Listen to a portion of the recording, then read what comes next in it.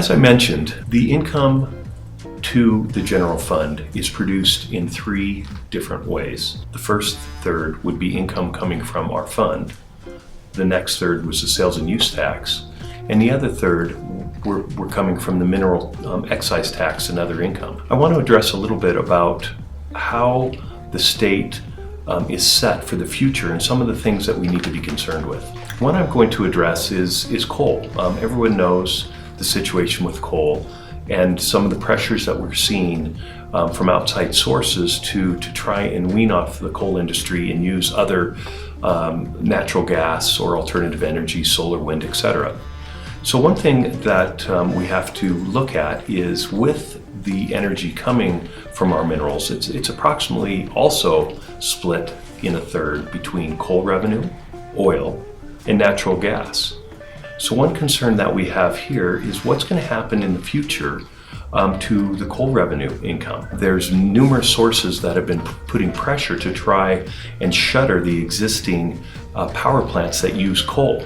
For instance, Michael Bloomberg has put $500 million of his personal net worth into shuttering all coal burning facilities by the end of the decade. So that is a concern going forward, how much money we're going to will have from these various mineral sources in the future.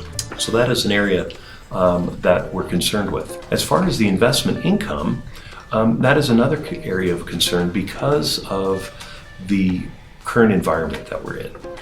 So over the last 50 years, a 60-40 portfolio, 60% equities, 40% bonds, has yielded about a 5% real rate of return. That is, a real rate of returns means minus the inflation rate. It's a better way to just measure a certain rate without the volatility of inflation. So over the last 50 years, we've had about 5%. Most of the analysts from Wall Street and elsewhere are forecasting a real rate of return between 2 to 2.5% over the next 10 years. So this is half of the income that we've generated over the last 50 years. So the return environment that we're facing right now is a very difficult one. And also from the mineral outlook, it is also problematic. So these are some of the issues that the state will more likely face on an ongoing basis. The other concern that we have is the level of interest rates. So right now, 10-year US Treasuries are yielding about 1.75%. That is historically very low. And in fact, globally, we are seeing many countries that actually have negative interest rates. So right now, currently $14.5 trillion worth of bonds have a negative yield. That is over 25% of the global investment bond market. So what's that saying is people are very concerned. Right now, they're more concerned about the return of their principal, not the return on their principal. So it's a very difficult situation.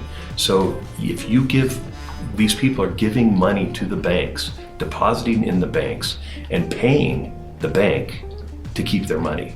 That's what negative interest rates mean. So if in fact we have some of these pressures and deflation that has pressured these various countries to have negative rates, if that goes through other countries in the United States, the interest rate that we will receive will be even lower than the 1.75% we're receiving now. That will create additional problems and stress on our systems on an ongoing basis. We're not forecasting this, we're not saying this, but this is something that we just want to be aware of and try to make sure that if the situation does arise, that we will have an opportunity to try and help mitigate some of those risks and concerns that we have. So people would ask, well, what are we doing? What are we doing to try and help? Well, one of the things that we're doing is we're looking at how can we improve the return of the fund. So really right now, when you look at returns, there are three different factors that impact the return of the fund. Number one, first and foremost, is asset allocation. Asset allocation is by far the most important. It's estimated from 90 to 99%. So the State Loan Investment Board sets the asset allocation. But what the state has implemented is also an investment funds committee. This is comprised of various individuals who have very deep and thorough knowledge of the financial markets. Now, they will advise not only our investment team, but also the State Loan Investment Board. So we're putting in more professionals, more people that have different opinions and ways to look at things to try and have the optimal, the best asset allocation that will provide the best return for the state. Another thing that we're doing is we're managing funds internally. So 3 years ago, I started here about 4 years ago, and at one point I was the only person here managing approximately $20 billion. The average fund had about 23 investment professionals, and we had one.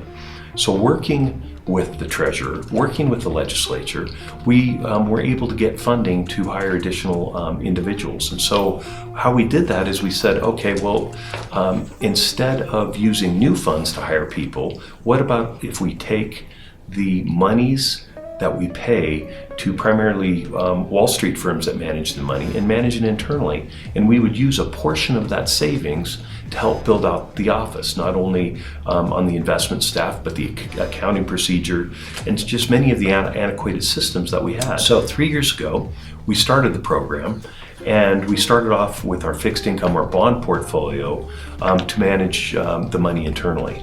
And June 30th was the 3-year anniversary of that program.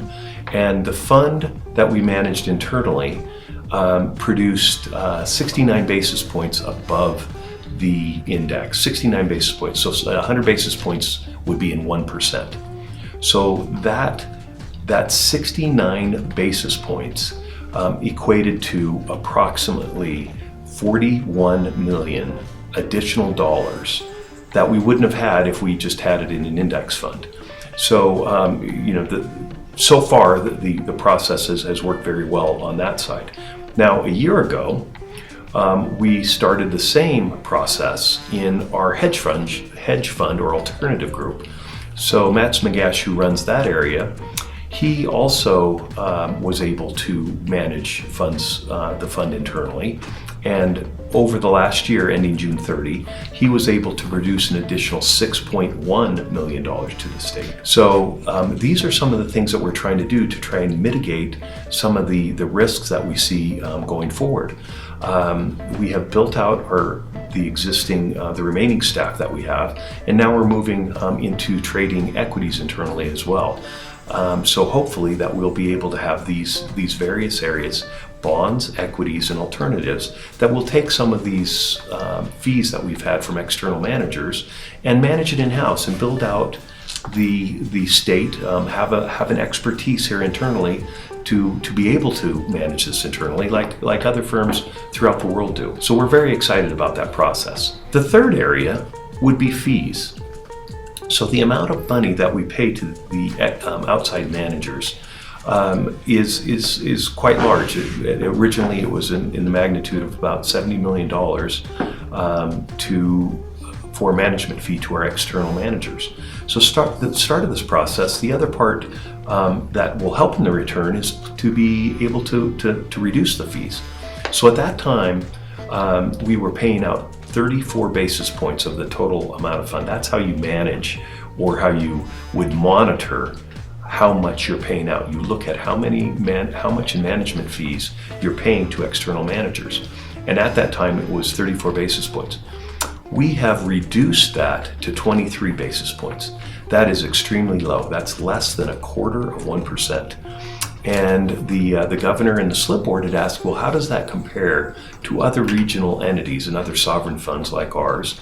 And we are by far the lowest in fees. So that is something where we have saved an additional $24 million in fees to external management. So we're trying to lower the fee amount and increase the returns. Now, you could cut fees to zero and it would impair your return. So the other side of the equation is like, well, it's great that you're cutting fees, but unless the performance is there, then it really doesn't matter. So that's the part that we're really excited about, that we've been able to produce a return and we have cut the fees. So with those three different areas, that we're very hopeful that we'll be able to mitigate and help reduce any of the lower income that we have across the board. The last area that I just want to bring up is we couldn't do this on our own. This is a team effort.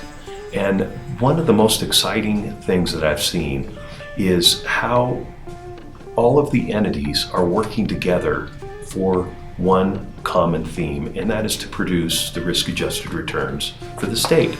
And what I mean by that is not only what we're doing here and with the treasurer and all of the things that he has implemented, but also with the State Loan Investment Board. That's the board that governs us.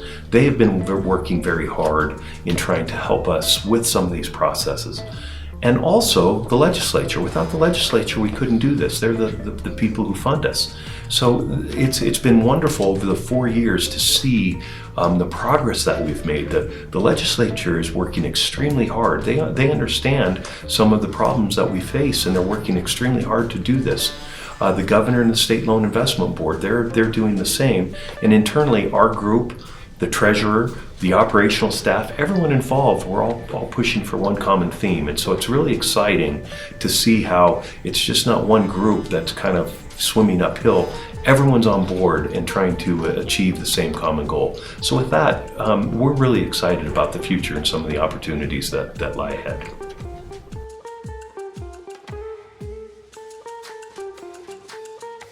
Investments are a very difficult field to understand. If you have any questions, please leave a comment underneath this video and we'll address it in a future video.